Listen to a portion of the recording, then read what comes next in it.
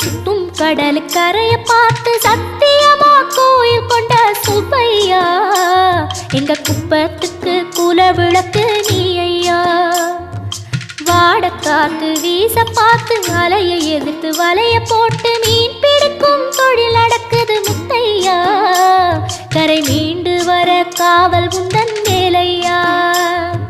திருச்செந்தூர் ஆண்டவனே வேல் முருகா, தினம் உனக்கு நன்றி சொல்வோம் மால் மருகா.